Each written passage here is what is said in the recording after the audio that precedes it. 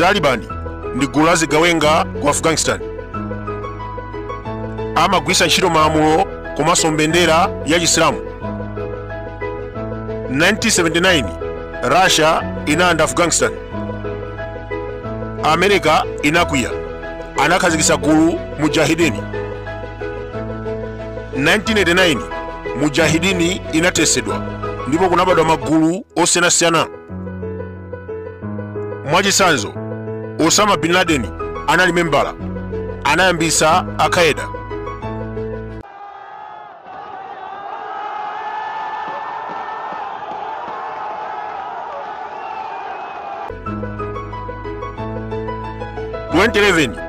America inakhazikitsa magulu ku Syria. Magulu amenewa amalimbana ndi President Bashar al-Assad. Ndikunena pano boma lagwa. Amene akulamula akugwisa ntchito mbendera ya Taliban. As you can see, flag ya Taliban. Nawonso HTS akulemekeza mbendera yomweyo. Mtsogoleri wa gulu limeneli Muhammad Julani anabadwira ku Saudi Arabia 1982. Bambo ake amagwira ntchito ngati engineer.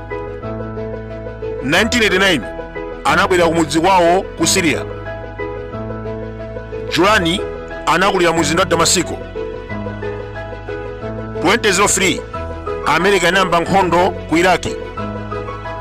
Julani anapita komweko ndi kujoina Al-Qaeda. Cholinga chake amateteza boma la Saddam Hussein. 2006 anamangidwa ndi America. Anamusunga ku ndende zaka zochulukirapo. Ndi nthawi yake yomweyi pamene anakumana ndi ku ISIS. Kugwa ndi kutsika mphamvu kwakwacha kuthandizira kuti zinthu ziyambenso kuyenda bwino. Atatuluka anamutumiza ku Syria. Amatsogolera gulu a Nusra Front. Gulu limeneli limathandizidwa ndi ISIS komanso Al-Qaeda. Pofika 2016 Julani anathetsa ubale ndi magulu osewa ndi kuyima payekha. Anasintha dzina kukhala HTS. Masomphenya ake analofuna kulanda boma. Kunyada kuzimva kuti ine ndili pano eti nditha kupanga amene ndingapangire awosanga ndiyankhule choncho ndi kumanga mumanga anzanu eti kuzimva. Ndi anthu otero Mulungu amawabalalisa, ndipo anthu onyada, anthu ozimva khani mumpingo muno ine okhala wansembe ndikhale wonyada ndi wozimva. Mulungu safuna ziti zimenezo. Ngakhala mamwira mzinda otchedwa Idlib, America inamuyika pa listi ya zigawenga. Anayika chonamaso cha $10 million. Mgwirizano wake ndi Al-Qaeda unampangisa kukhala ndani wa America. Mwadzidzidzi November 2024 HTS inalanda second largest city ku Syria, mzinda umenewu umatchedwa Aleppo. Assad ataona zimenezi anachita mantha.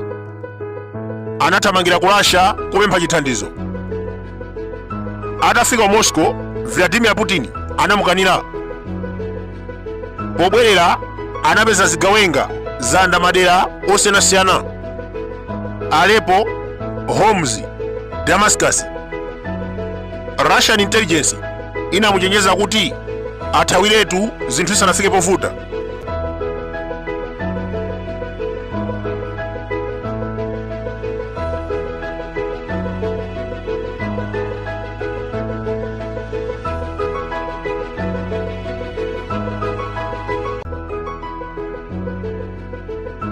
December 7 anakwera ndege kuthawira ku Russia.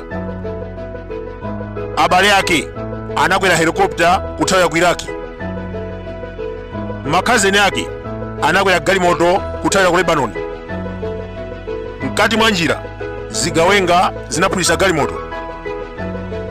Mmodzi wa achibale Ehabu anamwalira. Munthu ameneyu ndolemera kwambiri. Anagula nyumba 20 mu mzinda wa Moscow. 200 tons ya golide komanso ndi chuma choposa $100 billion bambo ake anamulira Syria zaka 29, iyeyu 24 years. Atazindikira kuti anthu sakumukonda, anazipasa ulemu ndi kuthawa. Kumawe kuno ena anapha vice president pofuna kuti apitirize kuba. Akuti inali ngozi. Inuyo munaona kuti ngozi yopanda magazi.